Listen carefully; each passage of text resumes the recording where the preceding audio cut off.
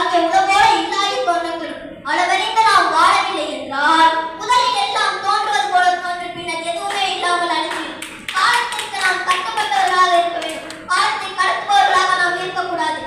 49வது அதிகாரம் கால மனிதன். 484 ஞானம் கரைதினும் கைகூடும் காலம் கருதி இடத்தார் செய்.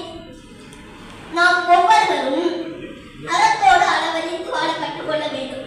காகம் தன் பகலை தன்னை விட பல மடங்கு பலமுள்ள ஆந்தை என்று, அதுபோல தன் பலம் என்னவென்று தெரிந்து அதற்கு ஏற்ற காலத்தையும் தகுந்த இடத்தையும் அறிந்து செயல்படுவது இந்த உலகத்தை அடைய நினைத்தால் அடைய முடியும். Don't waste time.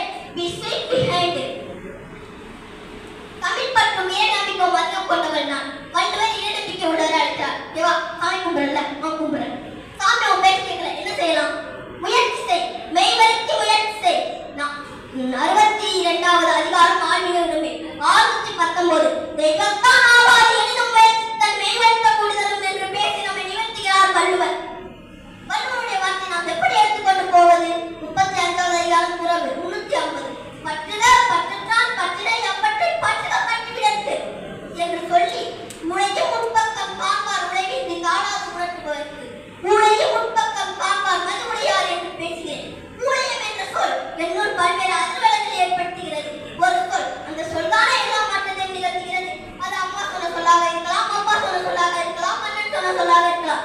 யார் சொன்னதாக இருந்தாலும் ஏதேனும் ஒரு வகையில் ஏதேனும் ஒரு மாற்றத்தை நிகழ்த்துகிறது சொல்.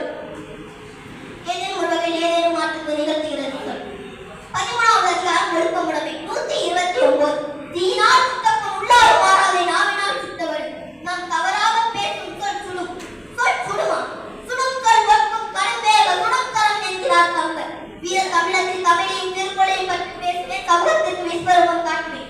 விஸ்வரூபம் என்பது நான் காட்டுவதல்ல, நீங்கள் ஒவ்வொருவரும் உங்களுக்குள் காண்பது. எனக்கென்று ஒரு விதி இருக்கிறது. அந்த விதிவெல்லாம் நான் வாழ்ந்தாக வேண்டும். அந்த விதியிலிருந்து என்னால் வெளிவர முடியுமா என்று கேட்டால் முடியும்.